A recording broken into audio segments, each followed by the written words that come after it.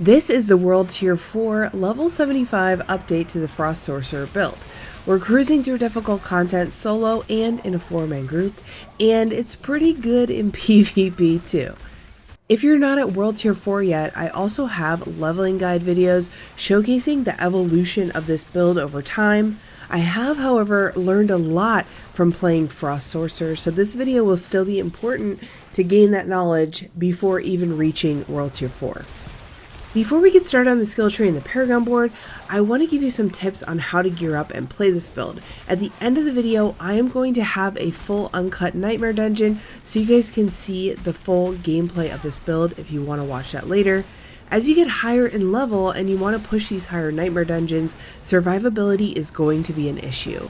Kripparrian just put out a video on damage resistance and how it's absolutely the worst stat in the game. So if you want to check that out, go down to the link in the description. You should always pick damage reduction over resistance. This kind of sucks for Sorcerer since our Paragon tree leans towards elemental resistance, like cold resistance and just overall elemental resistance. You definitely want to look out for damage reduction to close and burning on the Paragon tree, and your gear, this is going to make it so that you get that damage reduction from bosses as well because they'll be burning. But I just learned about this today. I'm going to try and move a couple affixes around to try and get damage reduction instead of resistance because I do have a couple of those. The second tip I want to share is to slot the imbiber glyph as soon as possible. This will give you damage while healthy, and it's a separate damage bucket. This means that it's multiplicative damage with everything else. I respect this Paragon board at level 60, and this was a huge increase in damage. I'm talking a lot. Noticeable damage. So make sure you guys use the imbiber glyph. The last tip is regarding playstyle. You always want to have your barriers up and your cooldowns ready. You want to go in with your full kit, right? Sometimes you can't always make this happen, and in those situations you really need to kite the enemies and keep backing up and popping a few ice shards here and there until you're ready. As sorcerers, we can't really stand in the middle of the action as much as we want to, but sometimes the dungeons force you to by just spawning enemies at your feet, so you want to make sure you're ready for those situations. A lot of times the only way people die in Diablo is when you just get crowd controlled to oblivion, so you have to really watch your cooldowns. I think as my level goes up and I get into higher nightmare dungeons, I'm going to have to put an aspect on that's going to allow me to become unstoppable so that I can get out of these situations. So really watch your cooldowns and try to burn down groups of enemies when they're ready so that you have your cooldowns and you're using them on the most enemies that you can. Alright, now that we've gone through all of that, we're going to go through the skill tree, gear, Paragon board, all that stuff. This is all going to be linked over to D4 builds, so if you want to see the full loadout, you can go over there and check that out and keep that kind of next to you as you're building out and gearing up. But let's go on over to the skill tree. So we've got 2 points in here. Doesn't matter where you put this. We've actually dropped our basic skill because we don't really need it anymore, and it was just taking up a slot that we didn't like. You'll see my skills here, speaking of, that we're using. I'm not using teleport. I know that bothers some of you guys. If you want to put teleport in instead of ice blades, it's definitely up to you. I use ice blades because it shares the cooldown with my other skills, and so it's a way to just reduce my cooldown by a few seconds each time, and it doesn't sound like a lot, but I feel like it is helping, and I don't really miss teleport that much, especially using controller. Teleport just teleports me to the next enemy, which a lot of times I don't want to do that, and I don't want to put myself in that risk. So that's why I do that. If I had a way to like stun with teleport or something, I would think about it. And then for enchantments, I am using Fireball and Firebolt.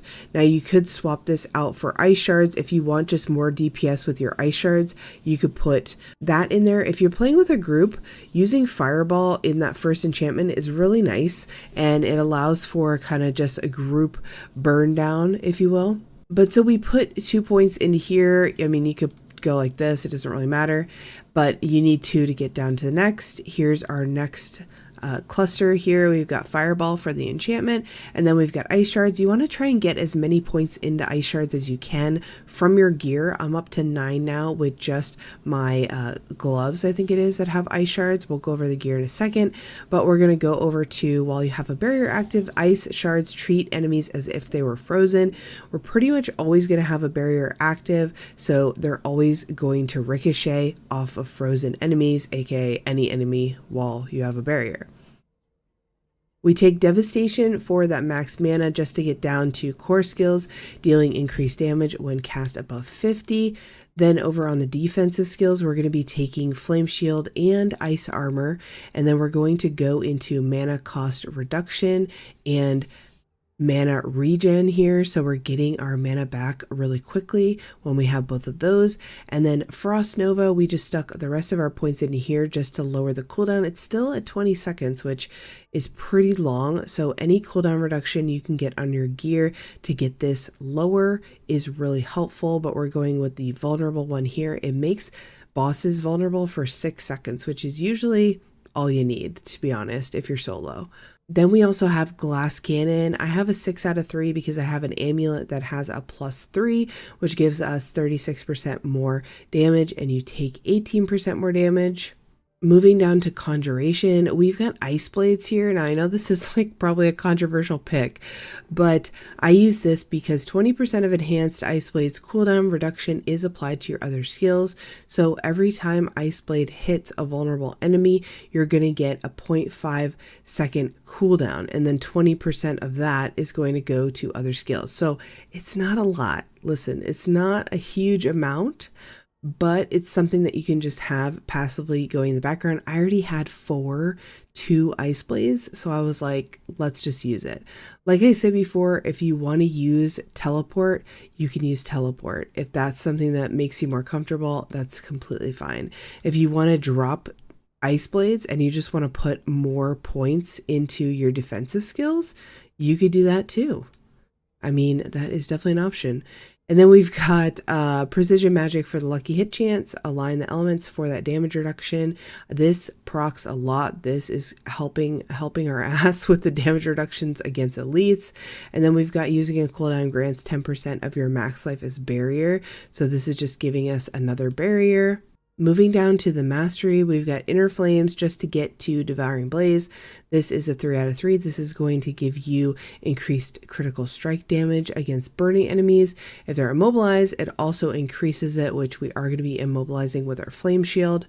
Then we move on down to all the passives. You want to pick up all the passives for damage, damage, damage, and then lucky hit to give you your mana to generate 15 mana. This helps a lot. We've got Deep Freeze as our ultimate. This is going to help us get our cooldowns back. I know a lot of people use Inferno. You're more than welcome to, but I like Deep Freeze. It hits hard sometimes, you'd be surprised. Mostly we're doing it for another barrier, a kind of oh crap button, and a way to get barrier again and get our cooldowns reduced again. So this is a great way to just throw it in the loop, use all your cooldowns, use Deep Freeze. It hits everything on your screen, and then your cooldowns are going to be down by 50%. So it's a way to get your cooldowns and your barriers and all that way back. Lastly, we're using Avalanche for our passive. This is a lucky hit. It's going to allow us to use Ice Shards without it costing anything, and it's going to do 40% increased damage. This is going to be doubled. The chance is going to be doubled against vulnerable, so 20%. So this one is super great against bosses and a great way to get that mana regen. Onto our Paragon board. This is what mine looks like. I did not go into these resistance to all elements now that we know about resistance. So we went up through here for the non-physical damage. We went up through here for damage to vulnerable and took this. Dealing cold damage to vulnerable enemies increases your lucky hit chance. That was my first legendary node that we took. The glyph in here is imbiber. Like I said, my glyph down here is exploit. And then my glyph up here is destruction. This is going to give us increased critical strike damage. And then I'm going into the lucky hit also because this is attack speed as well, which is going to help with our DPS.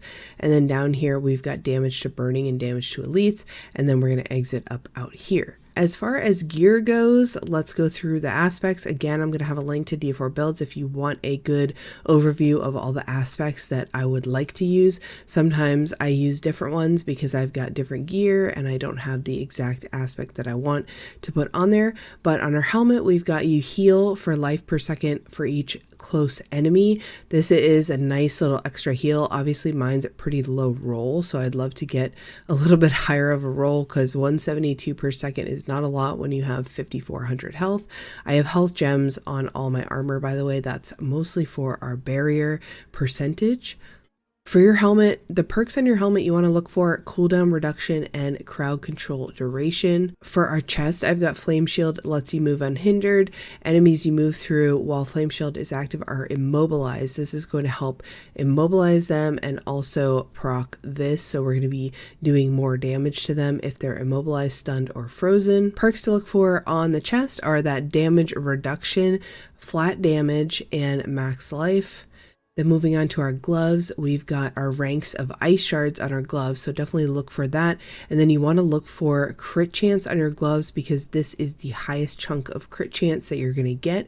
You also want attack speed on your gloves, super important. The aspect we have on here is dealing more damage while you have a barrier. This one I'm kind of on the fence about. I might try some other offensive perks and see how I like those. Next up on our legs, we've got damaging an elite grants you a barrier. This is going to be another barrier to have. Honestly, it's a little overkill on the barriers because we get them on cooldown, we get them by damaging an elite. We have 2 that we can pull up at will. We get one after deep freeze. We have barriers a lot. We pretty much can use a barrier whenever we want. And then for the legs, you're going to want to look for damage for 4 seconds after killing an elite. But this is a separate damage bucket, so it's going to help boost your damage. And when you get into those higher tiers, you're also going to come across a lot more elites. So this is going to proc a lot. And then we've got total armor and max life on here, getting a little bit more resistance. Then for our boots, I'm actually using a unique that is giving us critical strike chance increased by our movement speed. I don't have a ton of movement speed, but when this kicks in and you get movement speed after killing an elite, you're going to increase that. This increases my crit chance about 10% right now. Nothing super crazy, but we're sitting at about 33% crit strike chance. Honestly, I crit a lot on this build. I wish I had more crit strike damage. I don't have it on my weapon yet, so that's going to be a huge chunk. But keep in mind that on our Paragon board, we're actually using that as well, where Destruction says for every 5 dexterity purchase, your core skills deal 4% increased critical strike damage. And then that critical strike is going to allow you to do more damage. So I'm not sure if that all adds up here or if that's down here, but we're pretty much critting all the time with this build anyway. Then onto our weapon, we've got a staff. Now I used to do a wand and a focus for the cooldown reduction and mana regen and lucky hit. However, my attack power was like 1,000 lower when I had that on, which I thought that the wand attack power plus the focus attack power added up to this attack power, but it doesn't. So we're switching to a two-hander. It seems to be working better. We also get a boost to our offensive aspect. So before I was using the extra charge of avalanche, which I still think is really, really good, and I might actually try that instead of dealing more damage while you have a barrier, because just getting a free cast of ice shards, again, that's 40% extra damage is really nice. So I might try that out. Before our weapon, we're using you deal more damage to immobilize, stunned, or frozen.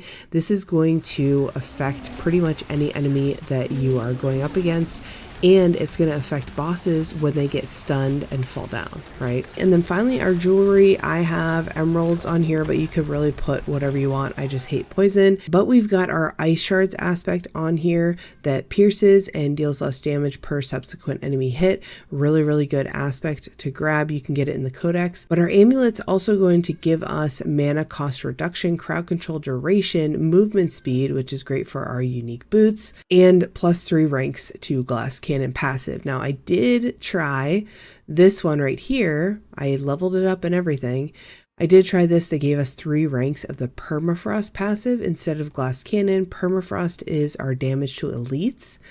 But check this out, 6694, I put this on, I go down to 5808. So I don't think it's more, but I don't know because this is a little misleading as well. So you could also do permafrost if you can't find glass cannon. I had a level 54 amulet and I just now changed it at level 72. I had to wait that long in order to get the +2 to glass cannon and then level it up. Keep in mind when you upgrade stuff and you go over those item power thresholds, it's going to increase the number of ranks that you get and your ranges as well. So you might have a piece that's pretty good and you don't think it's any better than what you're wearing, but if you upgraded it, it would be. Then finally for our rings, we're going to be looking for crit strike chance, crit strike damage, max life, resource generation is great as well. And then we've got vulnerable damage on this one. So those are the perks you want to look for. And then for our aspects, we have skills deal increased damage based on your available primary resource. This one is another one that's kind of like iffy that I could swap out with something else potentially. And then we've got using a cooldown restores 24 mana. This is super duper duper duper important. People always ask me how I'm getting my mana back between avalanche, this aspect, and having our resource generation and things like that. That is how we're getting our mana back so much. It's not as much as it was a little while ago because I used to use the wand and focus and had that lucky hit chance and had that cost reduction and all that good stuff. But now we're doing a little bit more damage. We may run out of our mana a little bit more. I'm trying to walk that line of having enough to kill stuff, but not overkilling it. But you can see our lucky hit chance bonus is 25%, which is pretty decent. And that is it for the build. I've been able to push Nightmare Dungeons up to 37 in a group with a barbarian or a druid or somebody that's kind of taking aggro where I can kind of sit in the back and shoot my ice shards and be a little bit more safe. However, solo can be really rough. You can get through it with damage just fine. It's the survivability that's rough with all the different modifiers where stuff is popping up at your feet, stuff is chasing you, things are just coming out of the ground and attacking you immediately. So it's a little difficult, but I have been able to push 24, 25 solo. I'm sure the next iteration of this build that I put out is going to be somewhere around 90 because I've heard that Sorcerer tends to fall off, and I think it's mostly because of the survivability. So I'll definitely update you guys around 90 and let you know how that all is going for me. Hopefully we'll get some answers on the damage resistance front. I know this video is probably very long, but I wanted to make sure I got everything in here for you. I'm also going to play a long clip of a Nightmare Dungeon solo at the end of this so you guys can really see the playstyle of this build and how I play it. I tend to get a little more in the enemy's faces and I might get in trouble for that, but if you go in with your cooldown, it's a really fun build to play, I think, and I'm enjoying it a lot. My next character is going to be Necro, so if you have any suggestions for builds that you'd like to see with Necro, I've actually already gotten a few uniques. I have a level 50 Necro ready to go. I just need to gear up and start working on something. So if you have any suggestions, definitely leave them in the comments below. If you want to catch me live, I stream over at twitch.tv/abbyhour. We've been having a lot of fun over there. We've got drops, we've got the Diablo mount, we've got all the goodies over there. So if you want to come hang out, you can ask questions, you can see, the raw gameplay of it all. If you enjoyed this video, make sure to give it a like and subscribe if you haven't already. And I'll see you guys next time. Bye.